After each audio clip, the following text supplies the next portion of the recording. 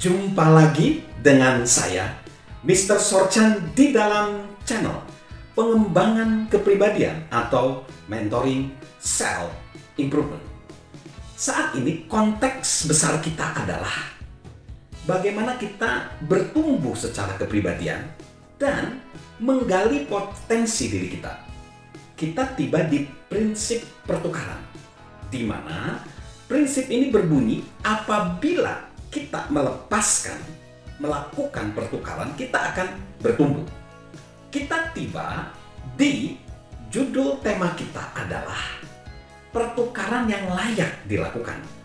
Kita tiba di pertukaran yang keempat yang layak dilakukan. Saya bersedia melepaskan kenyamanan demi hidup yang berarti. Saya bersedia melepaskan kenyamanan demi hidup yang berarti. John C. Maxwell mengenal banyak orang yang tujuan di dalam kehidupannya adalah meraih kenyamanan. Kenyamanan emosional, kenyamanan fisik, dan kenyamanan keuangan.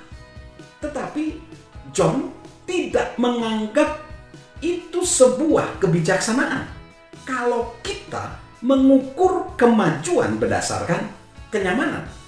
Menurut dia, akan lebih bijaksana bila kita mengukurnya berdasarkan artinya atau maknanya.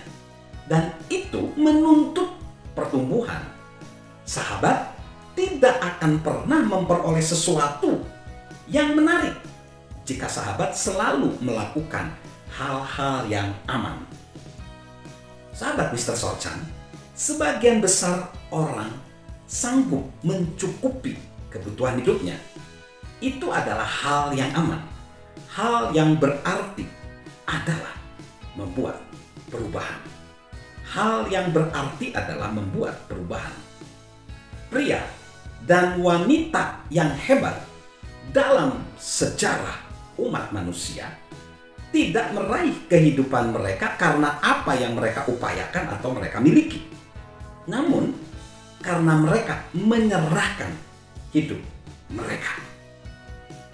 Setiap pertukaran adalah suatu tantangan menjadi diri kita yang sesungguhnya. Jika kita berhasil melakukannya, kita dapat menciptakan kesempatan untuk menolong orang lain menjadi diri mereka yang sebenarnya. Itulah yang disebut berarti. Jadi, hidup yang berarti itu kita menolong orang lain untuk menjadi diri mereka yang sebenarnya atau seharusnya.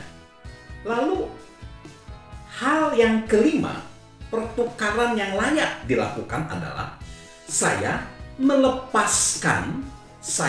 bersedia untuk melepaskan penambahan demi pelipat gandaan. Saya bersedia untuk melepaskan penambahan demi pelipat gandaan. John C. Maxwell memulai karirnya sebagai seorang berprestasi. Dia memiliki banyak energi. Dia senang pekerjaan yang dia sukai dan dia tidak pernah membutuhkan tidur yang banyak. Jadi dia melompat masuk ke dalam pekerjaannya dengan kedua kakinya dan dia terdorong untuk membantu orang lain. Sikapnya pada awalnya adalah apakah yang dapat kulakukan bagi orang lain. Tetapi itu adalah penambahan. Begitu dia mempelajari kepemimpinan, pertanyaannya berubah menjadi apakah yang dapat kulakukan bersama orang lain. Itulah yang disebut pelipat gandaan. Tempat di mana dia paling banyak mencurahkan waktu, tenaga, dan sumber daya untuk meraih pelipat gandaan adalah lembaga bernama Equip. Lembaga atau organisasi nirlaba yang dia dirikan untuk mengajarkan kepemimpinan di dunia internasional. dengan maksud bermitra bersama orang lain dan membantu lebih banyak orang. mereka mengajukan pertanyaan pada diri mereka sendiri. Apakah yang terjadi jika suatu perusahaan kepemimpinan setiap hari mau seperti ini? Satu, berjuang untuk memberikan nilai tambah kepada para pemimpin dan organisasi. Kedua, menghargai kemitraan dan mengejarnya secara agresif. Ketiga, berbagi, bukan menimbun sumber daya dan pengetahuan kepada orang lain. Yang keempat, tidak memperdulikan siapa yang mendapat penghargaan. Dan yang kelima, menjadi penyalur bantuan kepada orang lain dan bukan penampung aset untuk diri sendiri. Sahabat Mr. Sorchan, jawaban dari 5 poin tersebut adalah pelipat gandaan.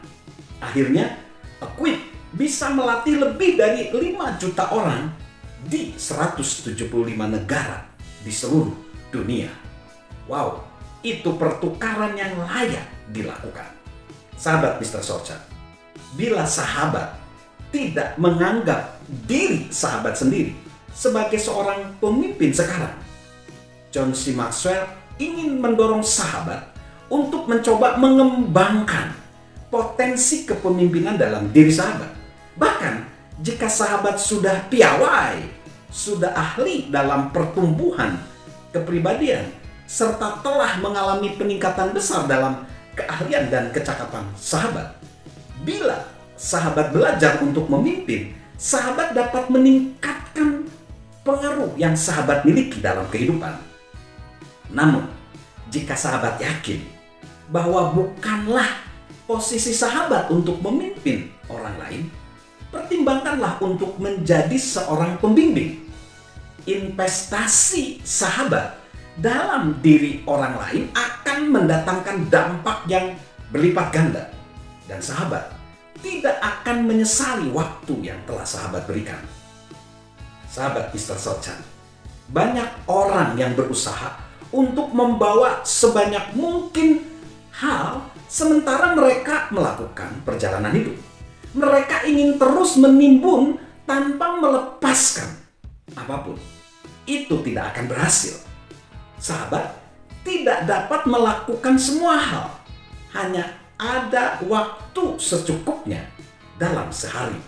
Di suatu saat, kita akan mencapai batas kita. Di samping itu, kita perlu senantiasa mengingat bahwa kalau tidak ada yang berubah, maka tidak ada yang berubah. Ada banyak yang dapat dipelajari mengenai pertukaran dari permainan catur.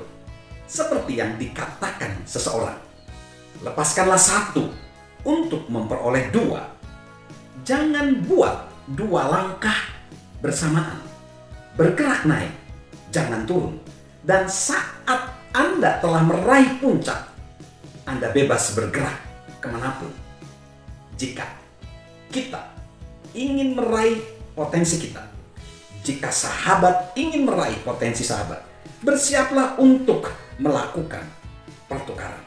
Seorang penulis bernama James Allen mengatakan, orang yang memperoleh sedikit pasti sedikit berkorban.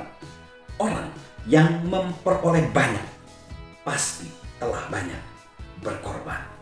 Salam untuk melakukan pertukaran demi pertumbuhan kepribadian. Salam sukses luar biasa dari saya, Mr. Sorchan. Halo guys, sahabat Mr. Sorchan. Yuk subscribe channel Mr. Sorchan, beri komentar dan share agar orang lain bisa menjadi lebih baik.